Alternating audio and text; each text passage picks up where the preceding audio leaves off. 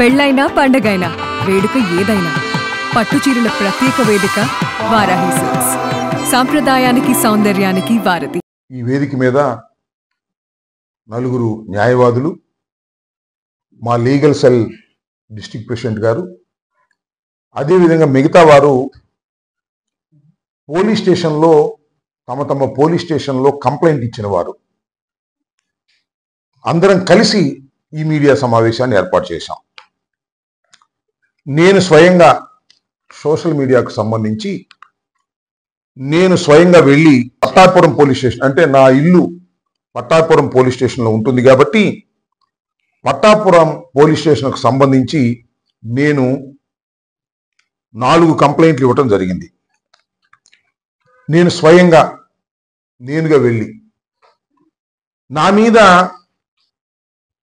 Social మీడియాలో పెట్టిన పోస్టుల గురించి, అదేవిధంగా మా నాయకుడైనటువంటి మాజీ ముఖ్యమంత్రి జగన్మోహన్ రెడ్డి గారి మీద పెట్టినటువంటి పోస్టుల గురించి. ఎవరు పెట్టారంటే నారా లోకేష్ గారు వ్యంగ్యంగా మా మనోభావాలు, జగన్మోహన్ రెడ్డి గారి మనోభావాలు, జగన్మోహన్ రెడ్డి గారి అభిమానుల మనోభావాలు దెబ్బతినే విధంగా నారా లోకేష్ గారు పెట్టినటువంటి పోస్ట్ ఇది.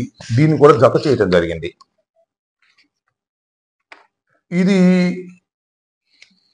ఇది కూడా సజ్జా అజయ్ అంట, ఆయన కూడా జగన్మోహన్ రెడ్డి గారి మీద పెట్టినటువంటి పోస్ట్. అదేవిధంగా ఇలా వరుసనే స్వాతి రెడ్డి, రెడ్డి కాదనుకోండి, రెడ్డి స్వాతి రెడ్డిగా చలామణి అవుతున్నా ఆమె. అదేవిధంగా అజయ్ చౌదరి, ఈయన కూడా జగన్మోహన్ రెడ్డి గారి మీద పెట్టినటువంటి పోస్టు. ఇట్లా ఈ సోషల్ మీడియాలో వారు మా మనోభావాలు దెబ్బతినే విధంగా పెట్టినటువంటి పోస్టులను కోట్ చేస్తూ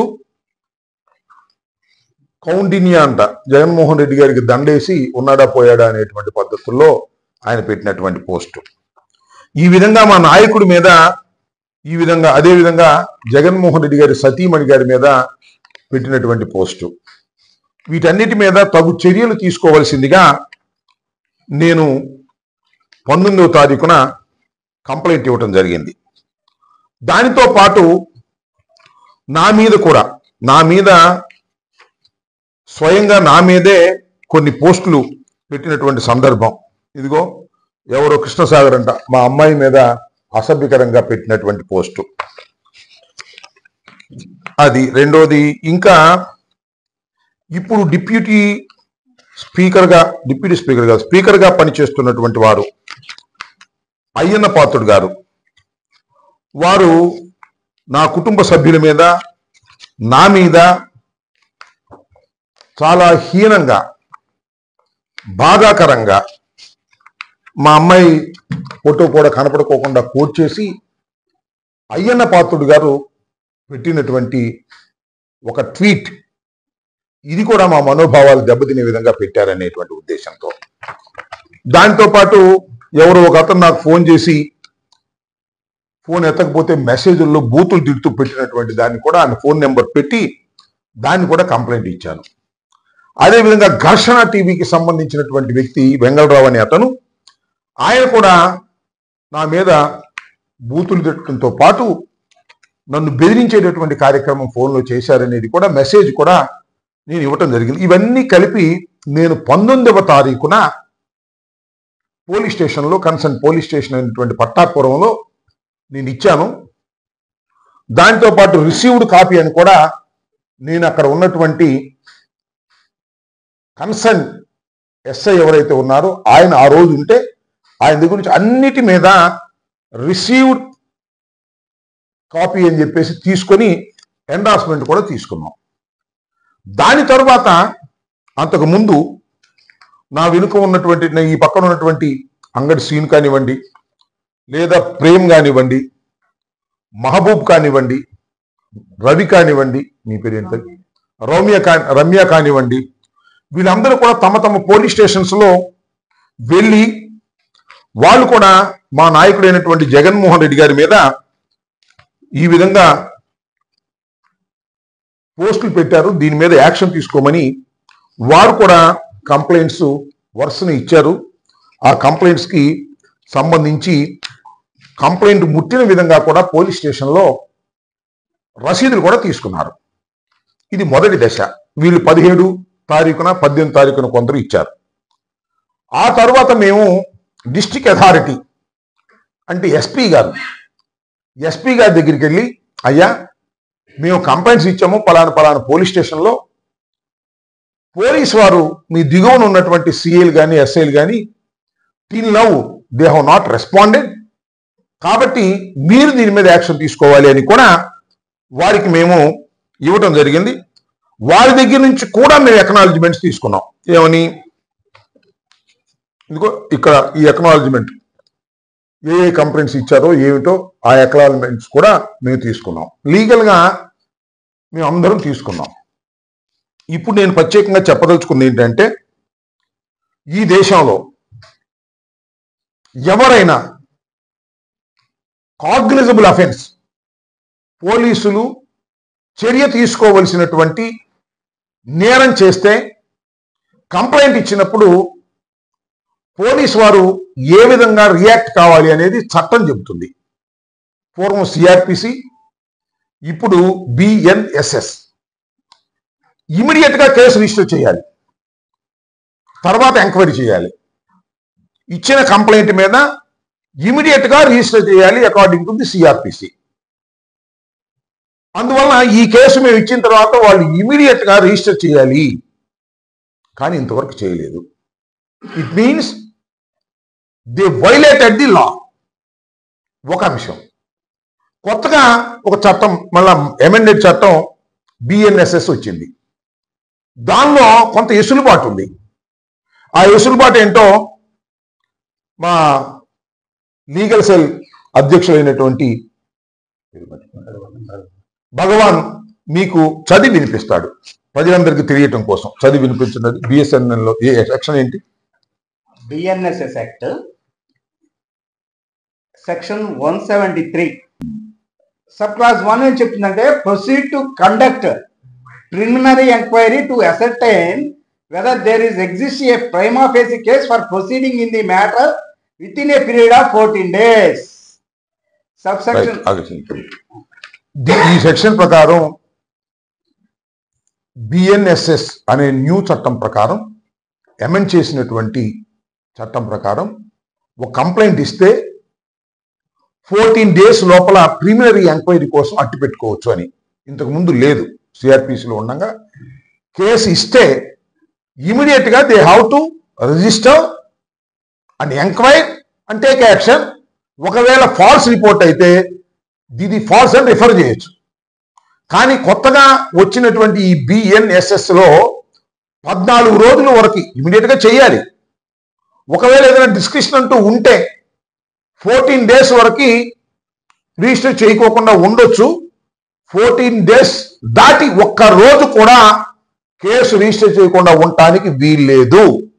ఇది చట్టం. ఇవాళ మేము చెప్పదలుచుకుంది ఏంటంటే, 17వ తారీఖున 18వ తారీఖున నేను 19వ తారీఖున ఈ కంప్లైంట్స్ అన్ని ఇచ్చాము. ఎస్పీ గారికి కూడా మేము ఇట్లా ఇచ్చినట్టు యాక్షన్ తీసుకోవటం లేదనే దాని మీద మేము చెప్పడం జరిగింది. నేను చెప్పిన డేట్స్ ప్రకారం 14 days ఈజ్ ఓవర్. 14 days అయిన తర్వాత కూడా నేను ఎస్పీ గారితో మాట్లాడాను, ఆ కన్సర్న్ సిఐ పట్టాపురంతో మాట్లాడాను. But they are not giving proper answer. Proper answer అంటే చూస్తున్నాం సార్, చేస్తున్నాం సార్ అన్నారు తప్ప మీ కేసులు రిజిస్టర్ చేశామని మాత్రం ఇంతవరకు చెప్పలేదు. It means they are violating the BNSS. చట్టాన్ని వైలేట్ చేస్తున్నారు. ఒక కంప్లైంట్ ఒక పౌరుడు ఇస్తే చాలు. మీరు చూశారు కదా, ఆర్జీవీ మీద కానీ, లేకపోతే ఎవరి మీద, పోసాని మీద కానీ, లేకపోతే ఒక సోషల్ మీడియా యాక్టివిస్ట్ మీద కానీ ఎవరు కంప్లైంట్ ఇచ్చారు? ఎవరో తెలుగుదేశానికి సంబంధించినటువంటి ఒక కార్యకర్త లేదా ఆ మండల ప్రెసిడెంటో ఇచ్చారు. ఇస్తే రిజిస్టర్ చేశారు. సోషల్ మీడియా కార్యకర్తల్ని అరెస్ట్ చేశారు, లోపల పెట్టారు. ఆర్జీవీని అయితే అరెస్ట్ చేయడానికి వెళ్తున్నాం అన్నారు, ఎక్కడ చెప్పలేదు అనుకోండి. తను కోర్టుకు వెళ్ళారు, కేసు అయితే రిజిస్టర్ చేశారు, నోటీస్ అయితే ఇచ్చారు. నేను ఇక్కడ ఆవేదనతో చెప్పదలుచుకున్నది ఏమిటి అంటే, నేను ఒక మాజీ శాసనసభ్యుడిని, మంత్రిని, మంత్రిని, కొంతకాలం న్యాయవాదిగా ప్రాక్టీస్ చేసినటువంటి వ్యక్తిని. నేను స్వయంగా వెళ్ళి నా మీద ఈ విధంగా ఫలానా వాళ్ళు చేశారు, చింతకాయల అయ్యన్న పాత్రుడు గారు నా ఫ్యామిలీకి సంబంధించి చేశాడు, ఘర్షణ టీవీ వెంగళరావు అని అతను చేశాడు అని నేను స్వయంగా ఇచ్చాను. అదేవిధంగా మా నాయకుడైనటువంటి జగన్మోహన్ రెడ్డి గారి మీద లోకేష్ బాబు గారు ఈ విధంగా వ్యాఖ్యలు చేశారు, ట్విట్టర్లో పెట్టాడు, ఫలానా ఏబిసి ఇచ్చారు అని నేను ఇచ్చాను. నాతో పాటుగా మా పార్టీకి చెందినటువంటి కార్పొరేటర్లు కానీ నాయకులు కానీ తీసుకువెళ్ళి తమ పోలీస్ స్టేషన్లో ఇస్తే ఎందుకు ఇంతవరకు రిజిస్టర్ చేయలేదు? Provision is over. So what I want to say, నేను చెప్పదలుచుకుంది ఏంటంటే, పోలీసులు చట్టాన్ని ఉల్లంఘిస్తున్నారు అనేది నేను మీకు చెప్పదలుచుకున్నా. చట్టాన్ని పోలీసులు ఉల్లంఘించినప్పుడు ఏం చేయాలి మేము? What you can do?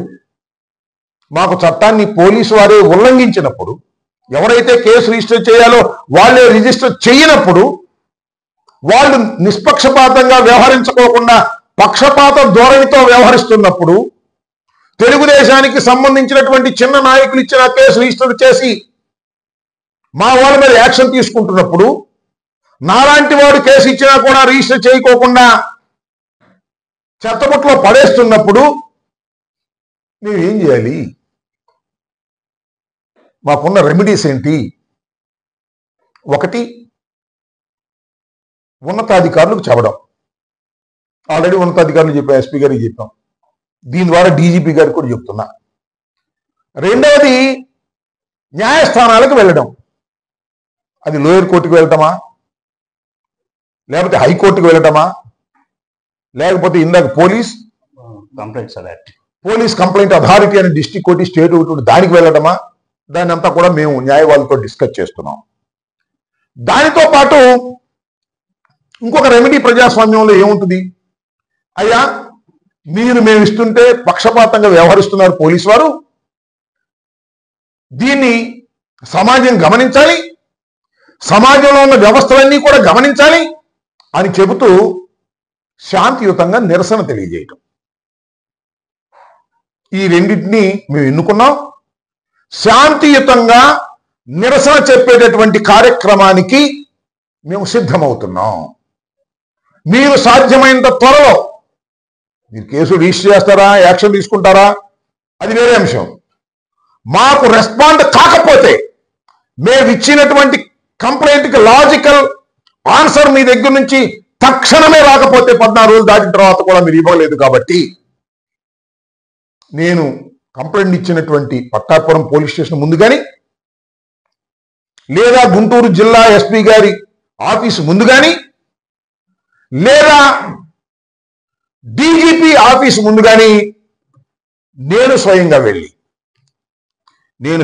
వెళ్ళి ఇదిగో మా న్యాయవాదులు కొంతమంది తీసుకువెళ్ళి ఏదో పెద్ద ఊరేగింపులాగా వెళ్ళి ప్రజా ప్రదర్శన చేయాలని కాదు, కానీ ప్రజాస్వామ్యంలో నిరసన చెప్పేటటువంటి అధికారం, హక్కు రాజ్యాంగం ప్రతి పౌరుడికి ఇచ్చింది కాబట్టి, ఇంత స్థాయిలో ఉన్న నా మీద నేను కూడా ఇచ్చినా కూడా పోలీసు యంత్రాంగం సక్రమంగా పనిచేయకోకుండా ఉంటుంది కాబట్టి, నిరసన తెలిసేటటువంటి కార్యక్రమాన్ని మేము సడన్ గా డేట్ చెప్పను.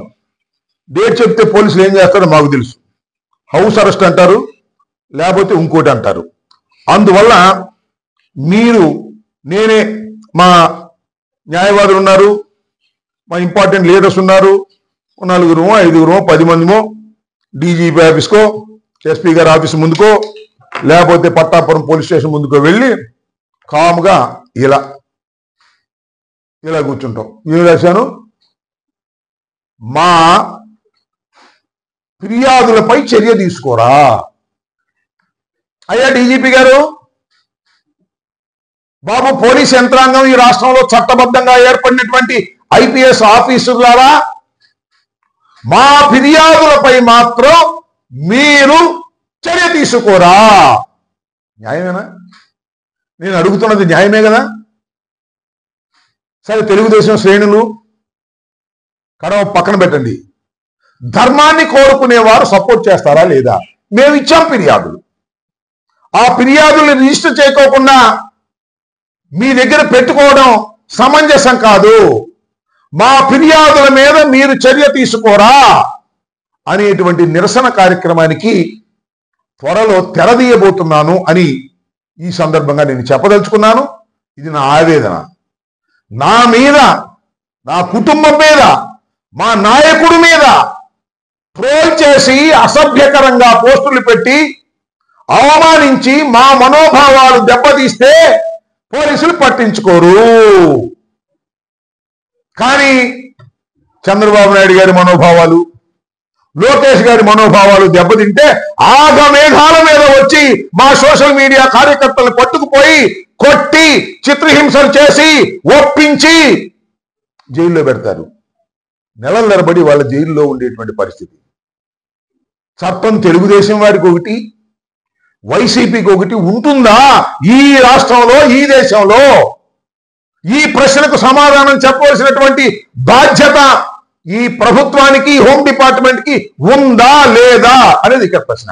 ఇది నేను చేయబోయే ప్రజాస్వామ్య పద్ధతుల్లో నిరసన. రెండవది, న్యాయస్థానాలకి ప్రైవేట్ కంప్లైంట్ పడేస్తామా, లేకపోతే డిస్ట్రిక్ట్ పోలీస్ కంప్లైంట్ అథారిటీకి వెళ్తామా, లేక హైకోర్టుకు వెళ్తామా, లేక సుప్రీంకోర్టుకు వెళ్తామా? దాన్ని మా న్యాయవాదులతో, ఇక్కడ మా జిల్లా న్యాయవాదులతోనూ రాష్ట్ర న్యాయవాదులతోనూ చర్చించుకున్న తర్వాత దానికి కూడా మేము వెళ్తాం. నేను చెప్పదలుచుకున్నది టోటల్గా ఏమిటంటే, మేము ఇచ్చినటువంటి కంప్లైంట్ కాగితం లాజికల్ గా ఎండ్ అయ్యేంత వరకు చట్టబద్ధంగా పోరాటం చేయడానికి సిద్ధంగా ఉన్నామని ఈ సందర్భంగా నేను చెప్పడం కోసమే ఈ రోజు ఇంత కసరత్తు చేస్తున్నాం.